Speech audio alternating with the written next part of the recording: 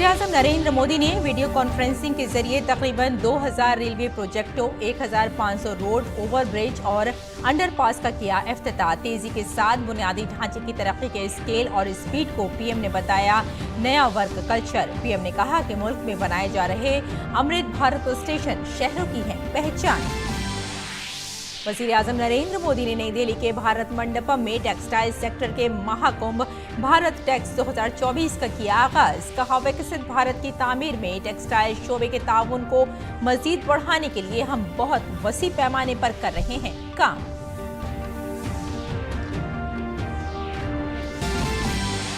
संदेश खाली मामले पर कलकत्ता हाई कोर्ट हुआ सख्त। कहा, शाहजहां शेख की गिरफ्तारी पर नहीं लगाई गई है रोक, पैदा की जा रही है गलत फहमी, जल्द होनी चाहिए गिरफ्तारी। मगरबी बंगाल के गवर्नर ने अदालत के फैसले को अहम करार देते हुए कहा, अगर ममता हुकूमत एक्शन नहीं लेगी तो हम करेंगे मुदाखलत।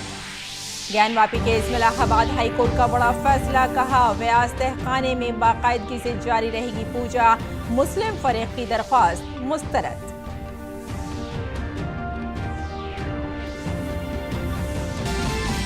लोकसभा इंतखाबात से पहले झारखंड में कांग्रेस को बड़ा धचका। झारखंड के साबिक वजीर आला मधु कोड़ा की अहलिया और संघभूम से कांग्रेस लोकसभा रुकन गीता कोड़ा बीजेपी में हुई शामिल। लेडी हार्डिंग मेडिकल कॉलेज की 107 साल मुकम्मल होने के मौके पर मुनक़िदा तक़सीम असनाद तकरीब से सदर जमहूरिया ने किया खिताब। कहा, कोरोना में डॉक्टरों का ताउन रहा गैर मामूली। गांवों में डॉक्टरों की कमी को दूर करने के लिए खोले जा रहे हैं मेडिकल कॉलेजेस।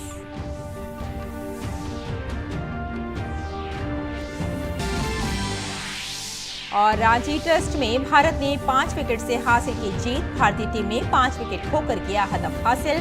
5 मैचों की सीरीज में 3-1 की सबकत हासिल करके भारत ने सीरीज किया अपने नाम। आदाब नाज़रीन, खबरनामे में आपका इस्तकबाल है। मैं हूं आपके साथ रेशमा फारूकी। आइए तफसील से अब खबरों पर नजर डालते हैं। वज़ीर-ए-आज़म ने रेलवे प्रोग्राम में वर्चुअल तौर पर शिरकत की। 554 रेलवे स्टेशनों की असर नौ तरक्की का संग बुनियाद रखा। आलमी म्यार के गोमती नगर स्टेशन का इफ्तिताह किया और 1500 से ज्यादा रोड, ओवरब्रिज और अंडरपासों का संग बुनियाद रखा। ये प्रोजेक्ट कुल 41,000 करोड़ रुपए के हैं। इस प्रोग्राम में 11 वज़राए आला और 20 गवर्नरों और लेफ्टिनेंट गवर्नरों समेत कई अराकीन पार्लियामेंट ने शिरकत की। ये मुल्क में रेलवे के बुनियादी ढांचे की तामीर के लिए एक नई शुरुआत है। तीसरे टर्म की शुरुआत जून महीने से होने वाली है। अभी से जिस स्केल पर काम होना शुरू हो गया है, जिस स्पीड पर काम होना शुरू हो गया है, वो सबको हैरत में डालने वाला है। कुछ दिन पहले मैंने जम्मू से एक साथ आईआईटी, आईआईएम जैसे दर्जनों बड़े शिक्षा संस्थाओं का लोकार्पण किया। कल ही मैंने राजकोट से एक साथ 5 एम्स और अनेक मेडिकल संस्थानों का लोकार्पण किया। और अब आज का यह कार्यक्रम है, आज 27 राज्यों के करीब 300 से अधिक जिलों में 550 से ज्यादा रेलवे स्टेशनों के कायाकल्प का शिलान्यास हुआ है। आज यूपी के जिस गोमती नगर रेलवे स्टेशन का लोकार्पण हुआ है, वो वाकई कमाल का दिखता है। तेजी के साथ बुनियादी ढांचे की तरक्की को वज़ीर-ए-आज़म ने एक नया वर्क कल्चर करार दिया। उन्होंने कहा कि मुल्क में बनने वाले अमृत भारत स्टेशन शहरों की पहचान है। वो मुकामी फन, सकाफत और विरसे के रंगों में डूबे हुए हैं। वज़ीर-ए-आज़म ने कहा कि गुज़िश्ता 10 सालों में रेलवे ने वो तमाम कामयाबियां हासिल की हैं जो इसे एक नई शनाख्त दे रही हैं।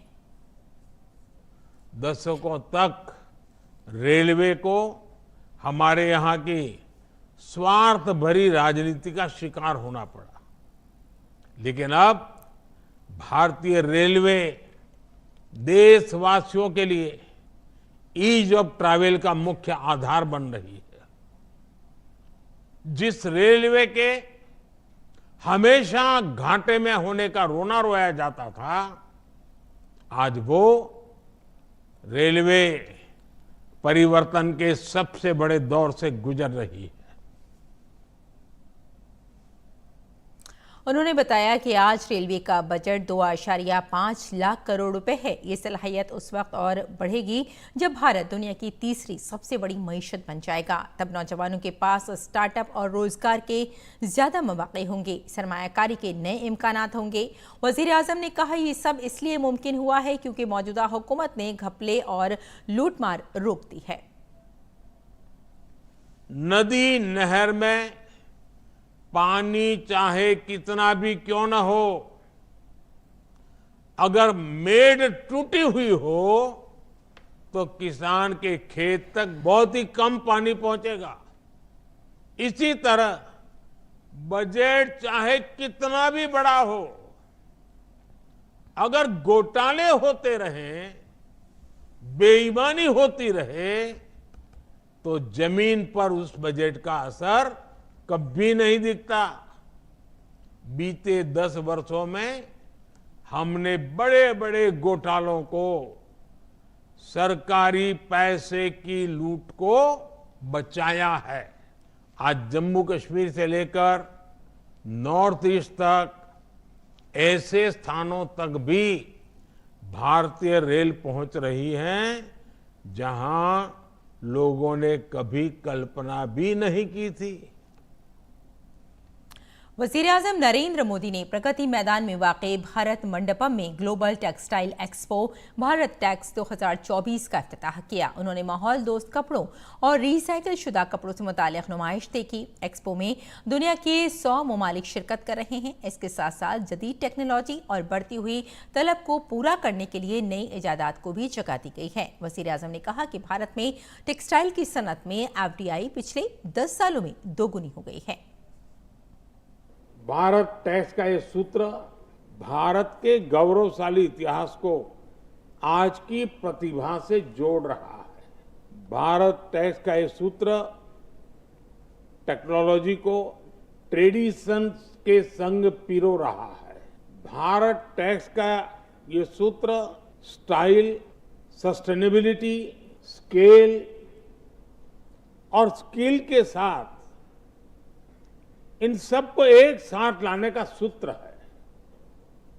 जिस तरह एक लूम कई धागों को एक साथ जोड़ता है, उसी तरह ये आयोजन भारत और विश्व के धागों को भी एक साथ जोड़ रहा है। उन्होंने टेक्सटाइल में भारत को आलमी बरामद कुनंदा बनाने के लिए हर वसाइल और सहूलत फराहम करने का यकीन दिलाया और उन्होंने वोकल फॉर लोकल और मसनूआत को लोकल से ग्लोबल बनाने के लिए अवामी तहरीक पर जोर दिया। बीते दशक में हमने एक और नया आयाम जोड़ा है। ये आयाम है वोकल फॉर लोकल का। आज पूरे देश में वोकल फॉर लोकल और लोकल टू ग्लोबल का जन आंदोलन चल रहा है। आप सब तो अच्छी तरह जानते हैं कि छोटे छोटे बुनकरों, छोटे छोटे कारीगरों, लघु और कुटीर उद्योगों के पास एडवर्टाइजमेंट के लिए, मार्केटिंग के लिए बजट नहीं होता है और हो भी नहीं सकता है। इसलिए इनका प्रचारक आप करें या न करें, मोदी कर रहा है। वजीर आजम नरेंद्र मोदी आज TV9 नेटवर्क के व्हाट इंडिया थिंक्स टुडे के आलमी सरबराही इजलास में शिरकत करेंगे। इस दौरान वो कई अहम उमूर पर अपने ख्यालात का इजहार कर सकते हैं। आज TV9 नेटवर्क के सालाना programme what India thinks today के ग्लोबल समिट का दूसरा दिन है। इसमें ऑस्ट्रेलिया के साबिक वजीर आजम टोनी एबट, वजीर खारजा S जयशंकर, मरकजी वजीर अश्वनी वैष्णव और मरकजी वजीर स्मृति ईरानी भी शामिल होंगी।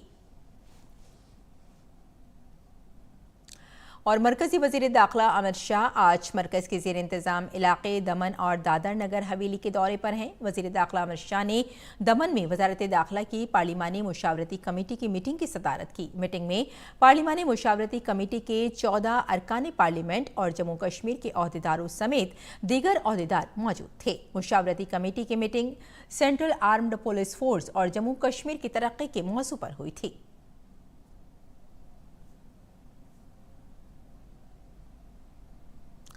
और आलमी शोहरत याफ्ता गुलकार पंकज उधास का आज 72 बरस की उम्र में इंतकाल हो गया। वो तवील अरसे से बीमार थे। उन्होंने आज सुबह 11 बजे मुंबई के एक अस्पताल में आखिरी सांस ली। पंकज उधास ने तकरीबन 50 बरस तक गज़लों और गीतों से करोड़ों सामीन के दिलों पर राज किया। 1983 में फिल्म नाम में उनके गाए नग़मे चिट्ठी आई है वतन से चिट्ठी आई है ने उनकी शोहरत में 4 चांद लगा दिए। उनकी गज़लें उदास दिलों को ढारस बंधाने का काम करती हैं। पंकज उधास 17 मई 1951 को गुजरात के राजकोट के करीब जैतपुर में एक जमींदार गुजराती खानदान में पैदा हुए। उनके घर में मौसीकी का माहौल था, लिहाजा पंकज की दिलचस्पी भी मौसीकी की जानिब हो गई। 7 बरस की उम्र से ही वो गाना गाने लगे। राशिद तुम आ गए हो ना फिर कहते न जना ज़माना खराब है निकलो ना बेरा ज़माना खराब है ओ ज़माना खराब है ज़माना खराब है ज़माना खराब है। और मगरबी बंगाल के संदेश खाली में खवातीन पर मजालिम के मुलजिम तृणमूल कांग्रेस लीडर शाहजहां शेख को कलकत्ता हाई कोर्ट से बड़ा धचका लगा है। मामला का खुद नोटिस लेते हुए कलकत्ता हाई कोर्ट ने आज समाअत की। अदालत में समाअत के दौरान टीएमसी के रुकन पार्लियामेंट अभिषेक बनर्जी और बंगाल के 2 वज़रा के तबसरों पर भी बात हुई। हाई कोर्ट के चीफ जस्टिस ने रियासती हुकूमत से पूछा कि वो वजाहत करे कि शाहजहां शेख के खिलाफ पुलिस कार्रवाई पर कोई पाबंदी नहीं है। अदालत ने कहा कि शाहजहां शेख के खिलाफ पहले ही एफआईआर दर्ज है और वो मुलजिम है, इसलिए शाहजहां शेख को गिरफ्तार किया जाना चाहिए। हाईकोर्ट ने कहा यह गलत तासुर पैदा किया गया है कि शाहजहां शेख की गिरफ्तारी पर रोक लगाने का अबूरी हुक्म दिया गया है, जबकि ऐसा कोई हुक्म इम्तनाई नहीं लगाया गया है, इसलिए उन्हें गिरफ्तार किया जाए। और मगरबी बंगाल के गवर्नर सीवी आनंद बोस ने संदेश खाली मामले पर रद्दअमल दिया है। उन्होंने कहा है कि अखबारात के मुताबिक इस मामले में 800 से ज्यादा दरख्वास्तें मौसूल हुई हैं। उन्होंने कहा कि अगर रियासती हुकूमत ज़ाब्तों के मुताबिक काम नहीं करती है तो गवर्नर अपना फ़र्ज अदा करते हुए मुदाखलत करेंगे। शेख शाहजहां पर कलकत्ता हाई कोर्ट के चीफ जस्टिस के फैसले को अहम करार देते हुए उन्होंने कहा कि शेख जहां को गिरफ्तार न करने का कोई बहाना नहीं है और उन्हें गिरफ्तार किया जाएगा। As you know, from the newspaper reports, the police came there, ministers went there, petitions were received. If I understand from the newspapers, more than 800 petitions have been received. The process has started. The women have come forward. They have started asserting themselves, and now there will be a sea change. Let us wait for that. Generals do not fight; they make others fight. Governor's job is to see that the elected government takes action within the constitution, within the rule of law. If that is not done, then of course the governor will intervene. मगरबी बंगाल के शुमाली 24 परगना जिले के संदेश खाली में गांव वालों का गुस्सा थमने का नाम नहीं ले रहा है।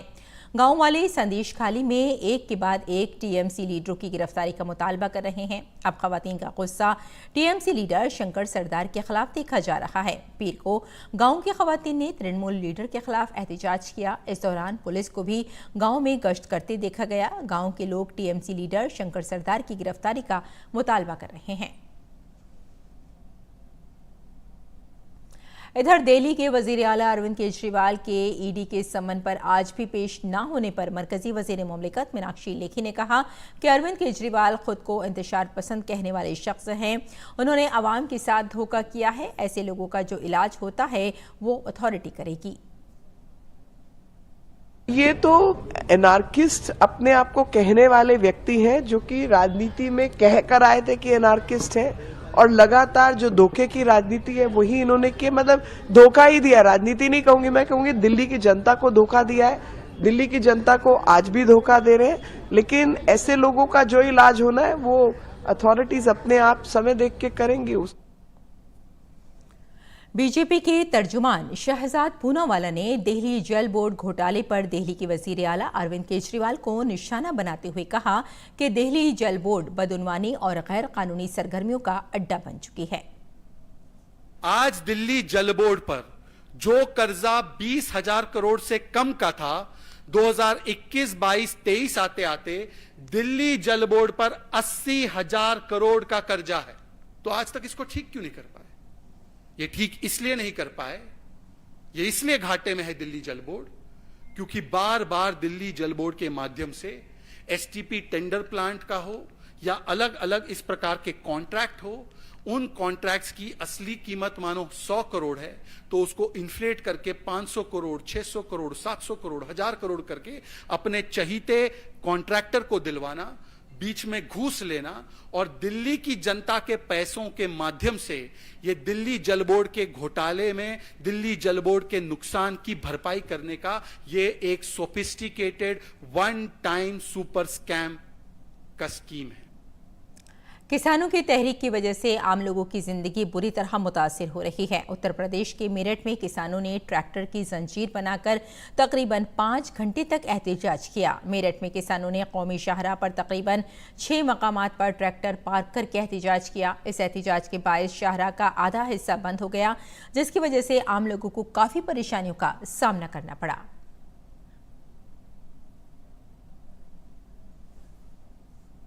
समस्या बहुत आ रही है, आने जाने में परेशानी है, जाम है, इनकी ज़रूरत पूरी करी जाएगी। मैं बैंक जा रहा था, बैंक नहीं जा पाया, अब वापस जा रहा हूँ घर को।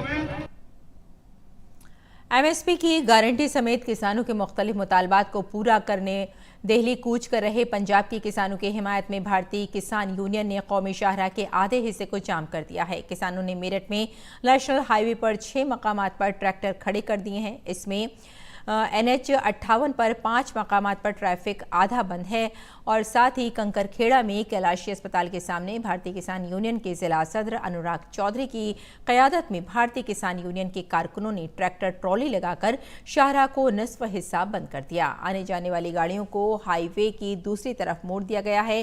ट्रैक्टर मार्च की वजह से आम लोगों को मुश्किलात का सामना है। इसकी वजह से आने वाली गाड़ियों को दूसरी जानिब के लिए डाइवर्ट किया गया है और साथ ही ट्रैक्टर मार्च से आम लोगों को परेशानी हो रही है।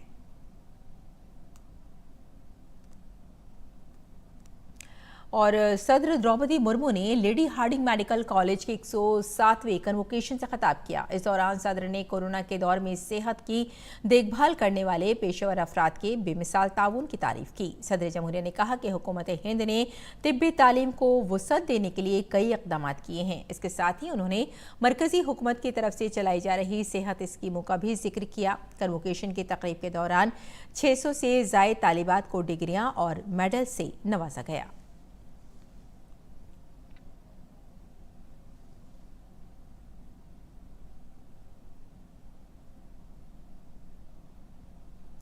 अगली खबर की जानिब बढ़ते हैं। इलाहाबाद हाई कोर्ट ने ज्ञान वापी आहत से मुतालिक एक मामले में आज अहम फैसला सुनाया है।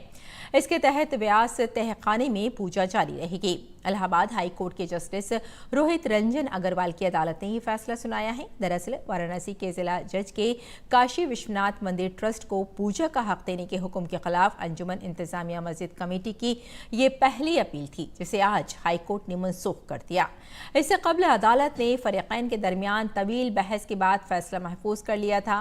अब मुस्लिम फरीक इस फैसले पर नजरसानी कर सकता है या उसे सुप्रीम कोर्ट में चैलेंज कर सकता है। वैसे हिंदू फरीक की जानिब से वकील विष्णु शंकर जैन ने आज कहा है कि अगर मुस्लिम फरीक सुप्रीम कोर्ट जाता है तो वो सुप्रीम कोर्ट में भी अपना मौक़िफ़ पेश करेंगे।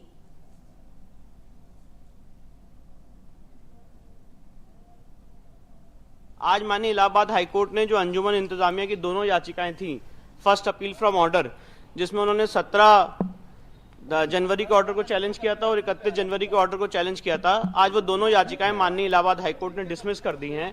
तो इसका अर्थ ये है, इसका निष्कर्ष ये है कि जो पूजा वहां पे चल रही है वो नियमित रूप से चलती रहेगी। जो आधार बना है, मुझे लगता है माननीय न्यायालय के फैसले का, उसमें कोर्ट के सामने हमने स्पष्ट रूप से बात रखी थी कि सेक्शन 151 सीपीसी में कोर्ट को ये पावर है, जहां पे कोर्ट अगर कोई चीज मिस हो गई ऑर्डर में तो उसको क्लैरिफाई कर सकती है फर्दर ऑर्डर से। एडवोकेट प्रभाष पांडे और सुभाष नंदन चतुर्वेदी ने कहा कि सनातन मजहब के लिए ये बड़ी जीत है। आज कोर्ट रूम में लॉर्डशिप ने फर्स्ट अपील फ्रॉम ऑर्डर और 227 की एप्लीकेशन जो कि मुस्लिम साइड ने डिस्ट्रिक्ट जज के आदेश के खिलाफ दाखिल की थी, उसमें इन्होंने आज फैसला सुरक्षित रखा था। आज उन्होंने फैसला प्रोनाउंस किया है, जिस फैसले के आधार पर उन्होंने ऑपरेटिव पोर्शन पढ़ा है, पूरा ऑर्डर नहीं पढ़ा है। उसमें यह कहा है कि मुस्लिम पक्ष द्वारा दी गई दलीलों को बलहीन माना गया है और उसको खारिज कर दिया है। इसका मतलब यह है कि पूजा जैसे वहां चल रही है जारी रहेगी। डिस्ट्रिक्ट मजिस्ट्रेट को जो अपॉइंटमेंट ऑफ रिसीवर किया गया उस प्रॉपर्टी का तहखाने का वो चलता रहेगा। हमारे हिसाब से और हमारे सनातन धर्म के लिए ये तो जीत बड़ी है कि एक पूजा जो बहुत दिनों से बाधित थी वो जारी रहेगी अनवरत, और ये अब माननीय न्यायालय की इसमें मोहर भी लग गई। हाई कोर्ट ने भी ये माना कि वहाँ पूजा होती थी, धार्मिक क्रियाएं होती थी, और 1993 में बिना किसी दस्तावेजी, किसी प्रमाण, किसी आदेश के, लिखित आदेश के जो है उन्होंने जो है सोच पूजा पाठ और धार्मिक क्रियाओं को बंद कर दिया था, जिसको हाई कोर्ट ने भी माना है कि वहाँ पूजा जो है और धार्मिक क्रियाएं, कथा वगैरह तमाम राग भोग हुआ करता था। इसलिए जो जिला कोर्ट का फैसला रहा है उसको बहाल करते हुए, उसको पुनः जो है उसको न्यायोचित मानते हुए उस पर जो मुहर माननीय हाई कोर्ट ने लगा दिया है। और हमारी जो धार्मिक क्रियाएं जो 31 जनवरी के आदेश में जो है ये जिला कोर्ट के आदेश से शुरू हो गया था, वहाँ पूजा पाठ वगैरह उस तहखाने में शुरू हो गया है, उसको जो है मानते हुए, उसको जो बरकरार रखते हुए माननीय उच्च न्यायालय ने हमारे पक्ष में फैसला दिया है। अखिल भारतीय संत कमेटी के कौमी जनरल सेक्रेटरी स्वामी जितेंद्र आनंद सरस्वती ने ज्ञानवापी केस में इलाहाबाद हाई कोर्ट के फैसले का खैर मकदम किया है। उन्होंने कहा कि बाकी सबको भी इस फैसले का एहतराम करना चाहिए। उत्तर प्रदेश के हाई कोर्ट इलाहाबाद बेंच ने एक सुखकारी निर्णय दिया। पूजा नहीं बंद हो सकती। पूजा जब प्रारंभ हुई तो मुसलमानों को आपत्ति थी। हम उनसे कहना चाहेंगे, अनादिकाल से तलगृह पर हमारा अधिकार था, हमने पूजन किया है, तो विश्वनाथ मंदिर हमारा है और निर्णय ने इस बात की पुष्टि की है। अखिल भारतीय संत समिति हार्दिक धन्यवाद देती है और प्रसन्नता व्यक्त करती है हाई कोर्ट के निर्णय पर, और हम यूं कहें कि यह न्याय की जीत है, काशी विश्वनाथ की जीत है। ज्ञानवापी केस में हाईकोर्ट के फैसले पर अयोध्या अराजी तनाजिया मामले में साबिक मुद्दई इकबाल अंसारी ने कहा कि हुकूमत चाहे किसी की भी हो, कानून सबके लिए बराबर है। उन्होंने ये भी कहा कि सबको अदालत के फैसले का एहतराम करना चाहिए। अगर कोर्ट ने फैसला किया है तो जितने भी हमारे देश के लोग हैं सभी सम्मान करें। सम्मान, कोर्ट का सम्मान सबको करना चाहिए, क्योंकि देश का जो कानून है वो हमारे देश के लिए ही बना है। देश के हिंदू हो, मुस्लिम हो, सिख, ईसाई सभी के लिए बना हुआ है। कोर्ट का लोग सम्मान करें, चाहे वो किसी के घर का हो, चाहे वो मस्जिद का हो, चाहे वो मंदिर का हो या गुरुद्वारे का हो।